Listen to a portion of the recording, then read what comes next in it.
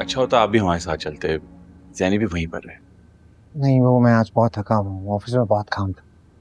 जब उसे नहीं चलना है तो तुम क्यों कहे जा रहे हो बार बार?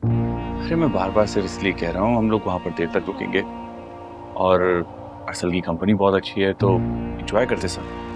मैं जरूर चलता अगर थका ना होता। ऐसे एक बात है, आपकी और जैनी की जोड़ी बहुत अच्छी है, आप दोनों साथ में चलते हैं तो बहुत अच्छे लगते हैं। अब चले? हाँ?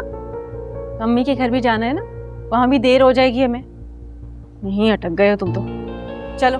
तो मैं तो सीधा ही जा रहा था, आपने कहा था कि यहाँ आना है। चलो चलो चलो। आप चलिए।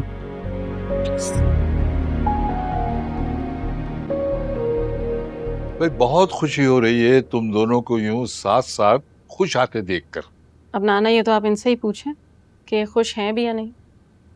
हम दोनों के बीच में अब सब कुछ बेहतर है। आप एक्चुअली में हम लोग जैनी से मिलने गए थे उसके घर पे, तो पता चला कि वो आजकल यहाँ आई हुई है। हमने सोचा इतने अरसे से मिले ही नहीं है किसी से, खाला वगैरह से, तो अब निकल ही रहे हैं तो सबसे मिल के आते। लेकिन मैंने तो तुम्हें दिन में ही कॉल करके बता दिया था कि जैनी इधर आई हुई है। तो जैनी के अलावा और लोग नहीं रहते क्या वहाँ पे? जैनी से हम यहाँ मिल लेंगे। तो आप लोग अरसल को भी ले आते।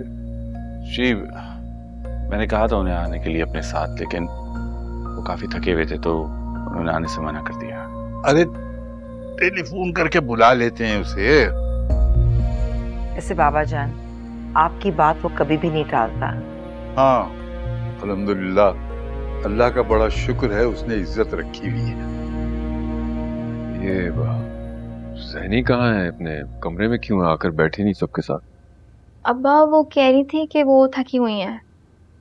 खैरियत है भाई? ऑफिस में ऐसा क्या काम कर रहे हैं लोग कि इतने थके हुए हैं? वालेकुम सलाम। हाँ बेटा, क्या कर रहे हो घर पे? भाई यहाँ महफिल जमी हुई है, आ जाओ ना। ओहो, तुमसे कोई ईंटें थोड़ी बनवाएंगे हम, बस आ जाओ, मैं इंतजार कर रहा हूँ, आ जाओ। बाबा जान, क्या कहा उसने? कहना क्या है, मेरी बात कभी टाल सकता है? वो आ रहा है। सिद्दीका बेटा, जैनी को बुलाओ। जी।